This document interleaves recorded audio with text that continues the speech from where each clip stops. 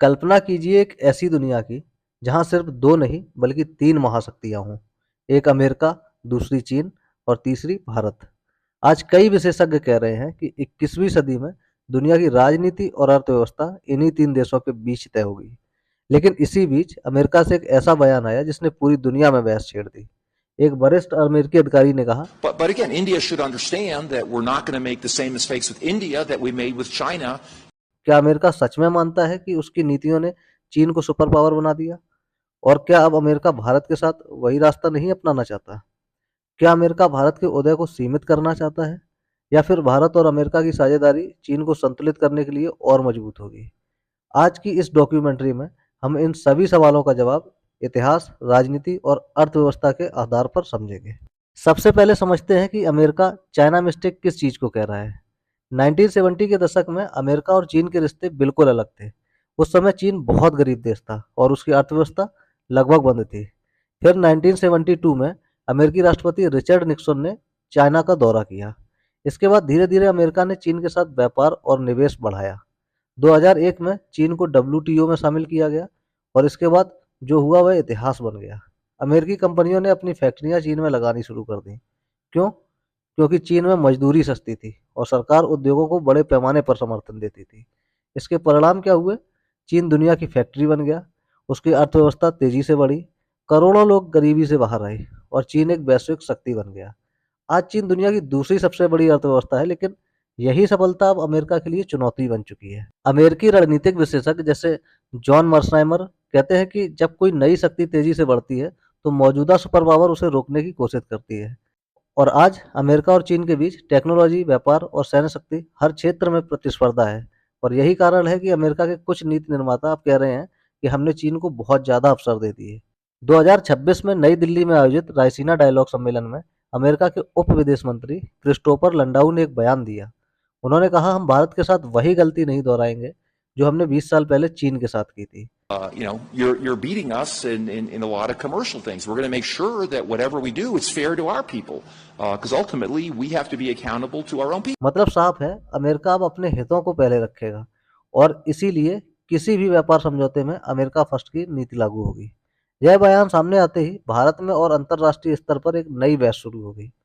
क्या अमेरिका भारत के विकास से डर रहा है या यह सिर्फ सामान्य व्यापार नीति है? इस बयान के बाद भारत के विदेश मंत्री एस जयशंकर ने प्रतिक्रिया दी। I also want to end with that point.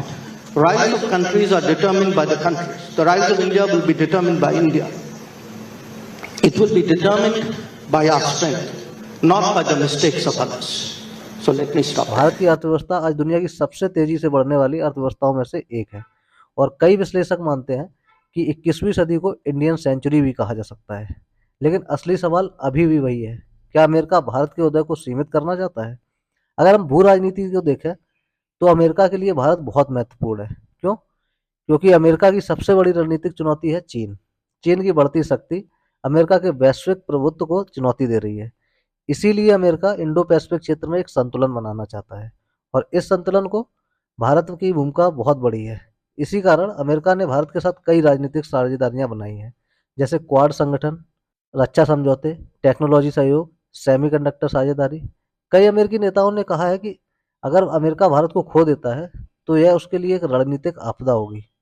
इसलिए अमेरिका भारत को रोकना नहीं चाहता बल्कि उससे अपने साथ रखना चाहता है। हालांकि भारत और अमेरिका के रिश्ते मजबूत हैं, लेकिन उनके बीच मतभेद भी है। उदाहरण के लिए व्यापार विवाद। अमेरिका अक्सर कहता है कि भारत में टैरिफ ज़्यादा है।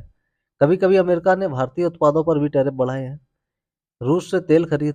यूक्रेन युद्ध के बाद भारत रूस से तेल खरीदता रहा, जिससे अमेरिका नाराज हुआ और कुछ मामलों में भारत पर दबाव भी डाला गया। रणनीतिक स्वतंत्रता। भारत की विदेश नीति का एक सिद्धांत है स्ट्रेटेजिक ऑटोनॉमी। मतलब भारत किसी एक ब्लॉक का हिस्सा नहीं बनेगा। भारत अमेरिका के साथ भी सहयोग करेगा और रूस या अन्य देशों के साथ भी। अब इस कहानी में तीसरा और सबसे महत्वपूर्ण खिलाड़ी है चीन। चीन की एक रणनीति को स्ट्रिंग ऑफ पर्ल्स कहा जाता है। यह हिंद महासागर में बंदरगाहों और सैन्य सुविधाओं का नेटवर्क है। इसमें शामिल हैं पाकिस्तान का ग्वादर, श्रीलंका का हम्बनटोटा, म्यांमार के बंदरगाह और अफ्रीका के समुद्री केंद्र। भारत के रणनीतिक विशेषज्ञों का मानना है कि यह नेटवर्क भारत को घेरने की कोशिश हो सकता है। इसीलिए भारत और अमेरिका दोनों चीन की बढ़ती शक्ति को लेकर चिंतित हैं। अगर हम इतिहास को देखें तो एक बड़ी शक्ति दूसरी उभरती शक्ति को रोकने की पूरी कोशिश करती है। इसे अंतर्राष्ट्रीय राजनीति में पावर ट्रांजिशन थ्योरी कहा जाता है। लेकिन भारत का मामला थोड़ा अलग है, क्योंकि भारत लोकतांत्रिक देश है, उसकी अर्थव्यवस्था खुली है और उसकी विदेश नीति स्वतंत्र है। इसीलिए भारत को पूरी तरह रोकना किसी भी देश के लिए आसान नहीं होगा। आगे आने वाले दशकों में दुनिया का शक्ति संतुलन बदल सकता है। कई विशेषज्ञ मानते हैं हम एक पोस्ट अमेरिकन वर्ल्ड की ओर बढ़ रहे हैं, जहां कई शक्तियां उभरेंगी। इस नई दुनिया में भारत की भूमिका बेहद महत्वपूर्ण होगी, लेकिन भारत के सामने चुनौतियां भी हैं, जैसे आर्थिक सुधार, तकनीकी विकास, सैन्य आधुनिकीकरण और शिक्षा और नवाचार। अगर भारत इन क्षेत्रों में आगे बढ़ता है तो उसका उदय कोई भी नहीं रोक सकता। तो क्या अमेरिका भारत के उदय को रोकना चाहता है? सच्चाई शायद इतनी सरल नहीं है, लेकिन अमेरिका चाहता है भारत उसके साथ रहे, लेकिन इतना शक्तिशाली भी ना हो कि वह अमेरिका का प्रतिस्पर्धी बन जाए। दूसरी तरफ भारत चाहता है सभी देशों के साथ सहयोग हो, लेकिन किसी पर निर्भरता नहीं। और यही 21वीं सदी की सबसे दिलचस्प भू राजनीतिक कहानी है, जहां दो लोकतंत्र साझेदार भी हैं और संभावित प्रतिस्पर्धी भी। लेकिन आखिर में भारत का भविष्य किसी और देश की नीति से नहीं, बल्कि भारत के अपने फैसलों से तय होगा। धन्यवाद। और ऐसे ही इम्पोर्टेंट और इन्फॉर्मेटिव वीडियोस के लिए हमारे साथ बने रहिए। चैनल को लाइक कीजिए, शेयर कीजिए और सब्सक्राइब कीजिए।